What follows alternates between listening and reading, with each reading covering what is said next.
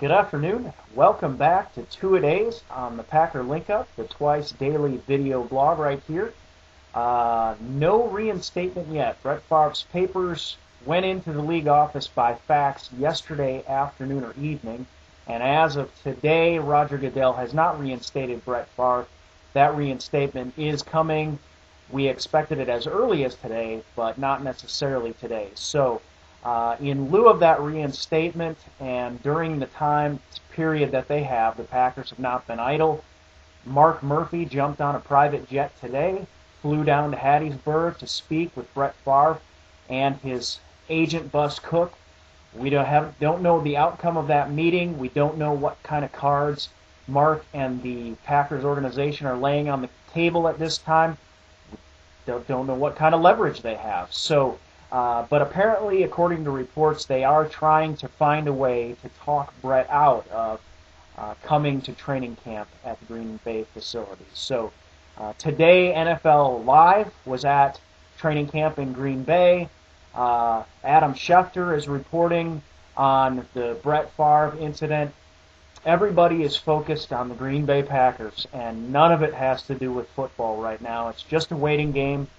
Once reinstatement happens, the Packers have 24 hours to either release him or put him on the active roster. So we'll see what happens then.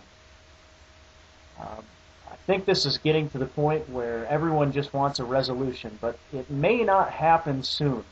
The Packers have to put Brett back on the roster if they don't release him, but that doesn't mean a trade will happen right away. Sure, they'll want to trade as soon as possible. Sure, Brett will want, if he's going to another team, to get there as quickly as possible so he can learn the offense, because there's going to be a learning curve, and he may not be ready at this point with a new team to start the season.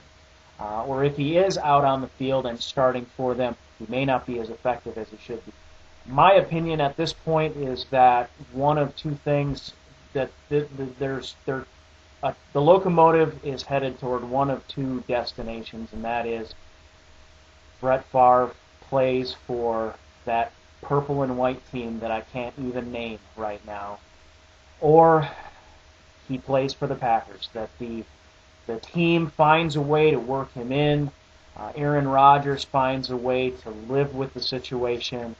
The whole furor of it all just sort of, the dust settles at some point. Everyone realizes that he's here, he has to be paid, so we have to make some sense of why he's being paid, which translates to we have to play him. I think that would be really sad for Aaron Rodgers at this point. But worse things have happened to teams and players, great players who thought that they would never play again for their team, have gone on. Kobe Bryant, look at the Kobe Bryant situation. Adam Schefter brought that up again. It's been brought up in other places too. It was as if nothing would work except a trade. No trade happened, and Kobe Bryant played for them and I believe was league MVP that year. So that's about the only positive outcome I can see at this time. So from now on, officially, I'm just going to pull for that, regardless of whatever else is an option at this point, because it just seems like the only good option to me. So Aaron Rodgers has 2 years left on his contract. Say he has to sit for 2 years. It's not the end of the world. If he sits and learns for 2 years, he doesn't start for 2 more years. They offer him a contract, then after Brett retires, presumably for real this time, and give him a contract that's worthy of a guy who has been as patient as yet, who is as good as he is, and I think he can be a starter in this league. Otherwise, what happens? They sit Brett for the entire preseason, sit him for the starting game. Aaron Rodgers goes down with an injury. They put in Brian Brohm. What other scenario is going to work out here? We're up against the wall as Packer fans. Brett's up against the wall. The Packer organization is up against the wall. At this point, it's time for some damage control. We've got to move to the most equitable solution. And if a trade can't happen, we can't find Brett a new home, why not welcome him back to the place that was his home for 16 years? That's it for Two-A-Day. We'll hopefully talk to you tomorrow morning with some good news. Go Pack.